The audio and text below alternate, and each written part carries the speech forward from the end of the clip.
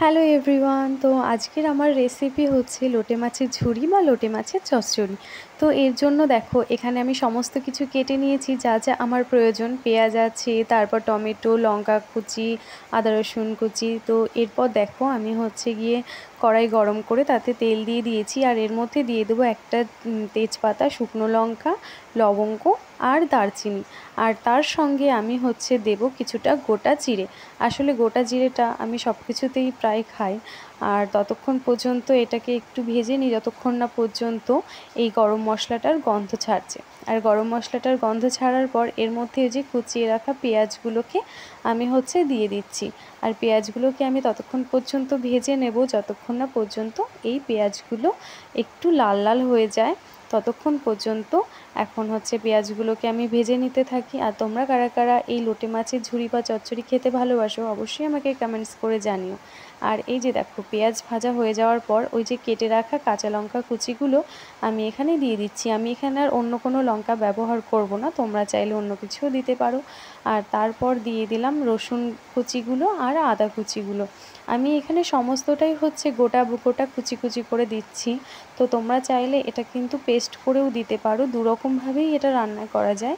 তো আমিও বেশিরভাগ পেস্ট করেই করি, এই কুচি কুচি করে খুব কমই করি। তো আজকে মন হলো যে গোটা গোটাই করি, তাই জন্য এইভাবে করা হচ্ছে। তোমরা যে যে যার যার মতন করতে পারো। আর এরপর এর মধ্যে দিয়ে দিলাম হচ্ছে ধনে গুঁড়ো, জিরে গুঁড়ো স্বাদ মতো, তারপর দিয়ে দিলাম হচ্ছে কিছুটা হলুদ গুঁড়ো, আর তারপর দিয়ে দিলাম পরিমাণ মতো লবণ।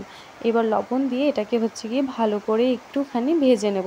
এটা ভেজা হয়ে যাওয়ার পর দিয়ে দিলাম টমেটো কুচিগুলো।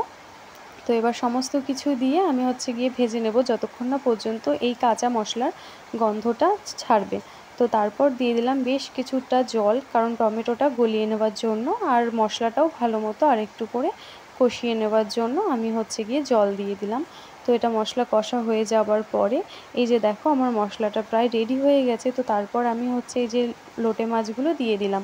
আসলে কালকের লোটে মাছ ছিল তো ফ্রিজে রাখাতে একটু জল জল ছাড়তে টাইম লেগে গেছিলো। আর এরপর এই যে এটাকে ঢেকে দিলাম। তো বেশ কিছুক্ষণ পর ঢাকনা খোলার পর দেখলাম আমার মাছগুলো কিন্তু পুরোটাই কিন্তু গলে গেছে। আর এখন খুন্তির সাহায্যে আমি আরেকটুখানি গলিয়ে নিচ্ছি। আর এখন হচ্ছে এটাকে ততক্ষণ পর্যন্ত কষিয়ে নেব যতক্ষণ পর্যন্ত না এটার জলটা টেনে যাবে। তো এই যে দেখো অলমোস্ট আমার কিন্তু রেডি হয়েই গেছে, আর একটু কিছুটা জল ঝরানো বাকি আছে। তো আরও কিছুটা আমি এখন হচ্ছে গিয়ে এখন নেড়েই যাব যতক্ষণ না পর্যন্ত জল ঝরে যাবে। তো এই যে দেখো ফাইনালি আমার কিন্তু লোটে মাছ হয়েই এসেছে আর বেশ কিছুক্ষণের জন্য।